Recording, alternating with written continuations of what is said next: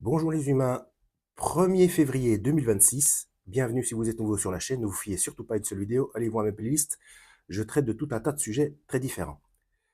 Et alors, ce sujet-ci, vous avez vu le titre, c'est un sujet très grave, surtout pour ceux qui lisent la Bible. Alors je fais cette vidéo parce que ça fait déjà 2 voire 3 fois que je vois quelqu'un sur un réel de Facebook, mais ça a l'air d'être une ancienne vidéo, mais ça a l'air d'être quelqu'un de connu. Je ne sais pas qui c'est. Ça a l'air d'être un Américain. Et il dit que le Christ, c'est Lucifer. Alors, c'est quelque chose de grave, puisque ça trompe énormément de gens, et normalement, ça cautionne une certaine doctrine d'un mouvement sectaire très puissant que je ne nommerai pas. Bref, et pour ça, cette personne s'appuie, mais je crois que ce n'est pas la seule personne à avoir dit, ça fait déjà 2-3 fois que je vois ça, mais je crois que ça fait son petit bonhomme de chemin comme courant de pensée, en dehors de cette fameuse secte puissante, hein. Et il s'appuie sur 2 textes, 2 versets. Le premier, c'est Apocalypse, chapitre 22, verset 16, où il est indiqué: Moi, Jésus, donc c'est le Christ qui parle, j'ai envoyé mon ange publier chez vous ces révélations concernant les églises. Je suis le rejeton de la race de David, l'étoile brillante du matin. D'accord? Et ensuite, pour appuyer ses propos, il se réfère à Ésaïe, chapitre 14, verset 12. Je vais vous le lire. Chapitre 14, il est là, verset 12.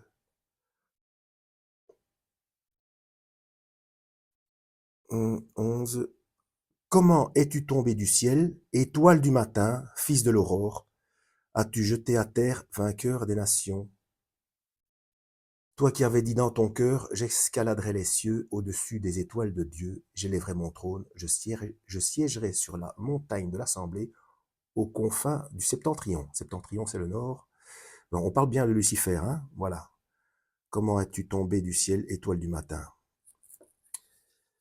Et alors, c'est vrai que si on s'arrête là, à la traduction en français ou même en anglais, hein, on peut se dire, ah voilà, c'est le même personnage. Sauf que, je vous ai déjà expliqué, si vous connaissez la chaîne, l'importance d'avoir plusieurs versions de la Bible. Et si vous n'avez pas plusieurs versions,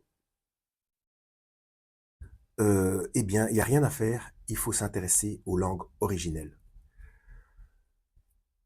Donc,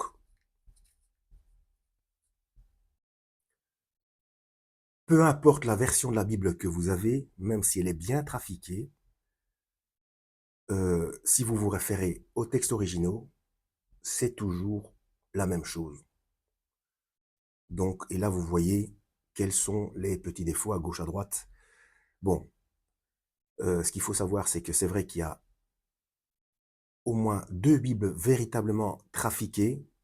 Sinon, dans toutes, il y a quelques petites erreurs parce que même, j'en ai déjà parlé dans d'autres vidéos, hein, même si le traducteur est honnête, il a fait ce qu'il a pu avec la langue qu'il avait.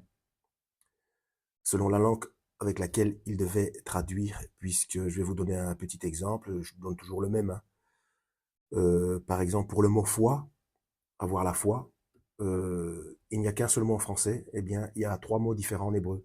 Emet, Emun, Emuna, si ma mémoire est bonne. Et pour le mot amour, selon le contexte, il y en a entre 7 et 10. Les conjugaisons, c'est pareil, il n'y a pas toutes les conjugaisons. Il y a l'aoriste second qui est à la fois passé, présent et futur, ou ni le passé, ni le présent, ni le futur, selon le contexte, d'où le principe d'éternité. Et cette conjugaison-là n'existe pas en français, voilà. Et puis dans d'autres langues. Donc, mais bon, en se référant aux langues originales, eh bien, on arrive à décortiquer tout ça. Alors, parce que moi, j'ai lu l'Étoile du matin ici, je suis dans la Bible de Jérusalem, dans d'autres, il est possible que chez vous, il est indiqué astre brillant. Hein. Bon, mais déjà, dans Ésaïe, donc en hébreu, là, c'est soit hébreu, soit araméen, hein, le grec ancien, l'Ancien Testament. Donc, dans Ésaïe, chapitre 14, verset 12, étoile du matin, déjà il y a 3 mots différents. Et si vous avez dans votre Bible indiqué astre brillant, ce ne sont que 2 mots, mais déjà, on passe de 3 à 2. Moi ici, je suis dans la Bible de Jérusalem, il est indiqué étoile du matin. Donc dans d'autres versions, ça peut être astre brillant, etc. Mais bon, bref. Eh bien, dans la langue originale, donc en hébreu, il n'y a qu'un seul mot. Un seul mot. Donc, en Ésaïe, chapitre 14, verset 12, on parle de Lucifer. Hein. D'accord? On parle de celui qui est Satan. Le Satan, donc l'adversaire, l'opposant, le personnage, et non pas l'adjectif. J'ai expliqué dans d'autres vidéos que, d'ailleurs, la première fois qu'on le lit, ça peut être choquant, quand le Christ traite Pierre de Satan. Arrière de moi, Satan. Mais il utilise l'adjectif. Donc l'opposant, l'adversaire. Donc celui qui est mal inspiré, mais pas la personne. Voilà.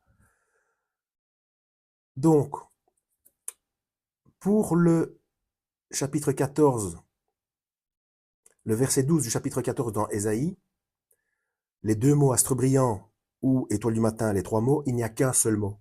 Et c'est Heilel. Et la référence, c'est 1966 dans la Strong.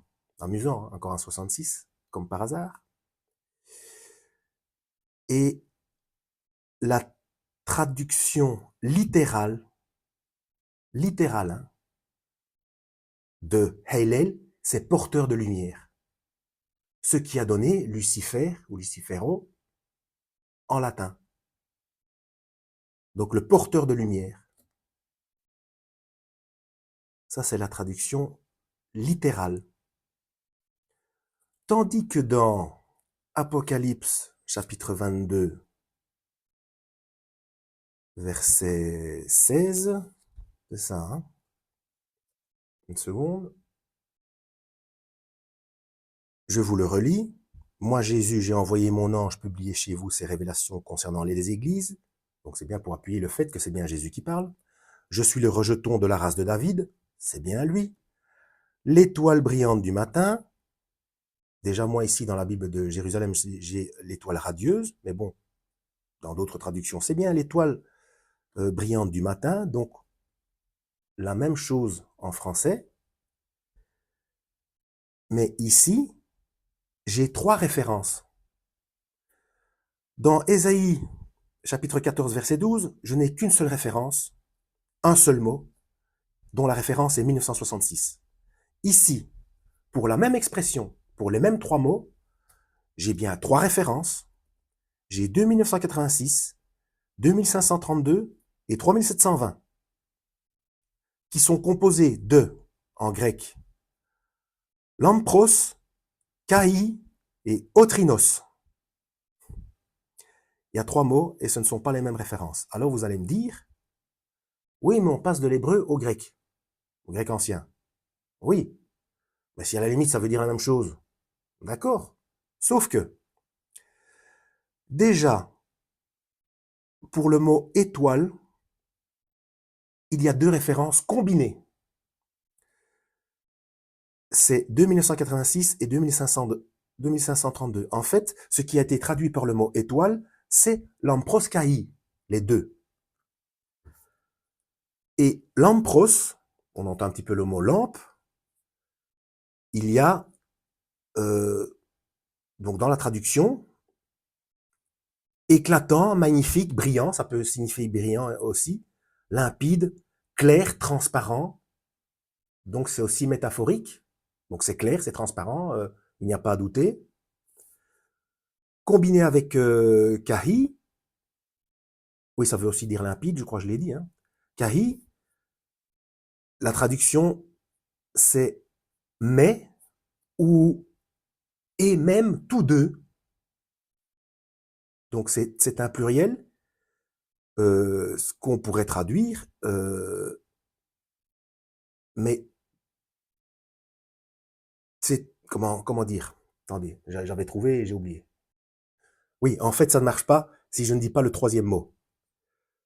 Donc, Otrinos, 3720. Traduction, enfin, ce qui a été traduit par matin, mais la définition, en fait, c'est tôt. C'est tôt, c'est le plus tôt, c'est il n'y a pas plus tôt. C'est dès le départ. Voilà.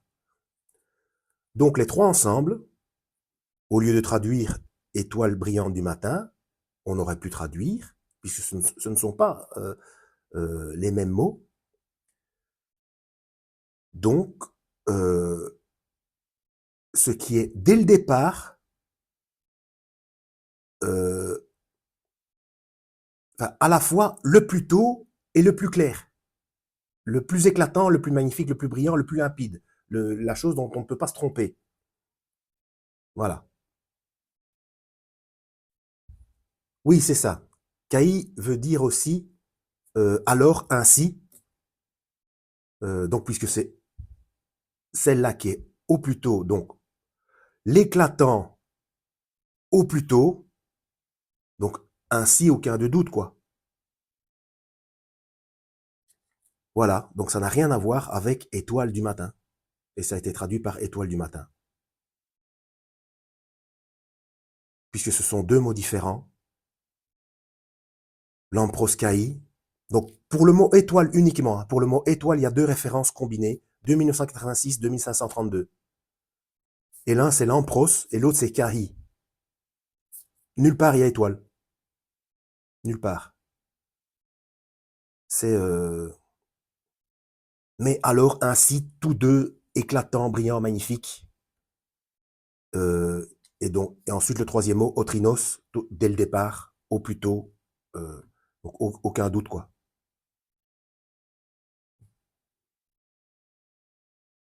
Tôt, ouais, bah oui, puisqu'il dit qu'il est l'alpha et l'oméga. Hein. Donc voilà, je vous ai donné la référence, enfin les références, donc vérifiez vous-même, hein, comme les gens de Béret, hein, vous qui lisez la Bible, vous savez de quoi je veux parler, faites comme les gens de Béret qui tous les jours allaient vérifier dans les Écritures pour voir ce qu'on leur disait était exact. Donc, dans votre traduction, ce sont deux fois les mêmes termes qui sont utilisés pour Lucifer et pour le Christ, alors qu'en réalité, à l'origine, c'est pas du tout comme ça. Et ça correspond encore une fois. D'ailleurs, je mettrai cette vidéo dans la playlist Perversion des codes de Dieu, playlist que je mettrai en description de cette vidéo. Ça correspond parfaitement à la découverte. Allez voir ma vidéo aussi, hein, je vais voir si je peux la mettre en description. Ce qui a été révélé dans les manuscrits du rouleau du temple de Qumran. Donc je rappelle que c'est vraiment de ça qu'on a besoin. Hein. Pour le moment, il n'y a pas encore de Bible qui est basée, qui soit basée sur les manuscrits de Qumran. Hein. Je ne pense pas. Ce sont eux les plus anciens. Ce sont eux les plus anciens. Donc, les plus anciens textes, je crois qu'ils se 500 à 800 avant la naissance du Christ. Donc, du vivant d'ailleurs de Daniel, voire Jérémie et Ésaïe. Et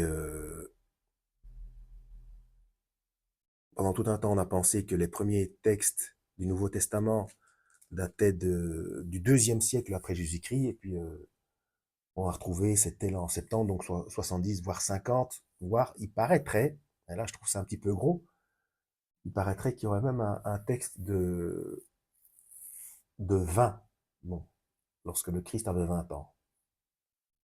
Bon, je trouve ça un peu fort de café, mais pourquoi pas? Puisque nous sommes dans le temps de l'Apocalypse, terme grec apocalypsis qui veut bien dire révélation. Hein. Donc il est tout à fait normal qu'on découvre des choses. Alors comment sait-on qu'on est dans le dernier livre de la Bible? Eh bien tout simplement, le système de paiement par la main et le front ou reconnaissance faciale est opérationnel. Hein. Pas encore exactement de manière comme c'est indiqué, puisque ce n'est pas encore obligatoire. et encore moins sous peine de mort, mais bon, ça se propage un peu partout. Hein. Voilà, et ça, c'est un secret de polichinelle. En espérant avoir été utile, à la prochaine, lisez la Bible et que Yahweh vous guide.